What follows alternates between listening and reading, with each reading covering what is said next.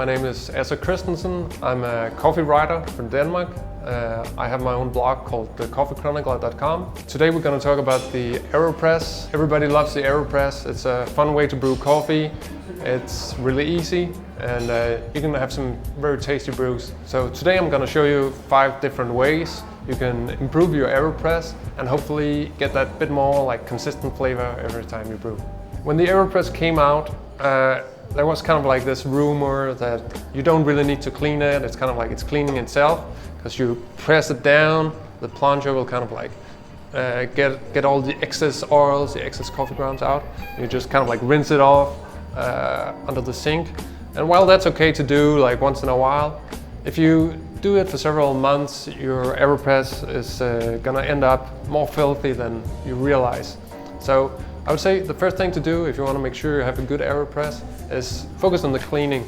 There's especially this one area where people tend to forget is that you can actually take off the gasket, gently pull it off here on the side, and then underneath here you'll often find that there's some kind of like coffee oils. You can even smell it.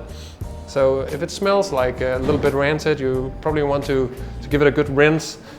What I like to do is don't use detergent. Instead, just take some nice hot water in a bowl, add some baking soda, and then you take your AeroPress apart and then use a brush to rinse it off. So once you've taken off the gasket, rinsed it one time, you're good to go. Just put it on like this again.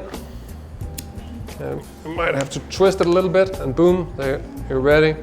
And one thing I will say is if you haven't cleaned the gasket for years and it's starting to look like old and really dirty, you can buy a new one. It's cheap, you can get it from the official store. So that's tip number 1. Make sure your AeroPress is clean, because if it's just a little bit dirty, some of that dirt will get into your cup and it's not going to taste as good as it could. So clean your AeroPress.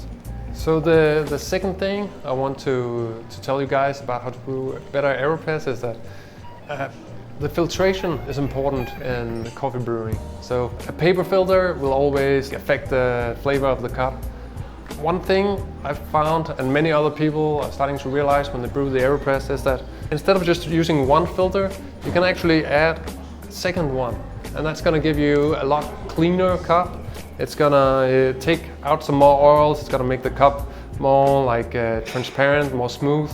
The paper filtration actually makes a big difference when you brew coffee. It's the same when you brew Aero V60 versus the Chemex. It's the paper filter changes a lot of the particles that get into the final cup. So it's the same with the AeroPress. If you add an extra filter, you're gonna have more clarity in the cup. The cup is gonna taste more like pour-over coffee. It seems like a weird thing when you first hear it, but actually using 2 filters will most likely improve your cup quite a lot. One thing I will say is that if you're worried about this being expensive in filters, then just reuse your filter.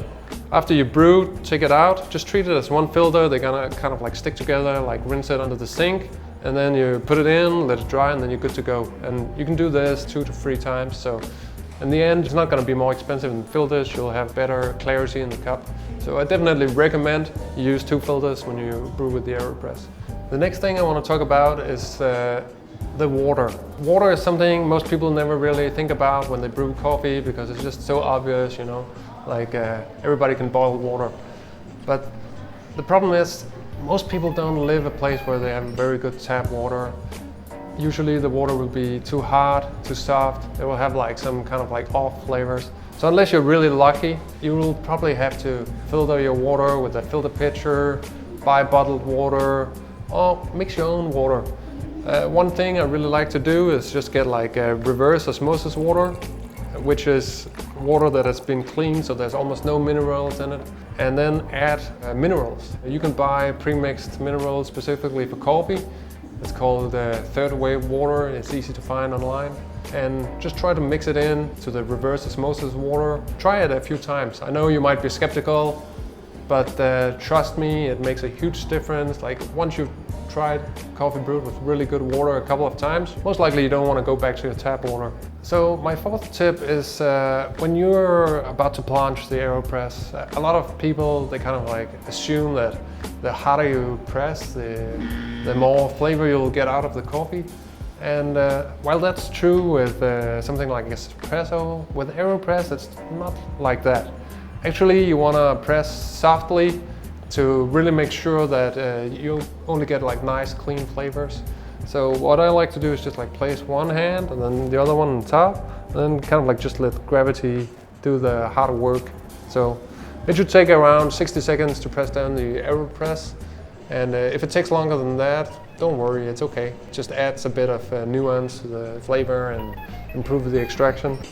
Actually, when you press slowly, all the coffee goes out through the paper filter, but if you press hard, the coffee will go out through the sides. There's some small holes there. If you want clean and smooth coffee, you definitely don't want to press hard.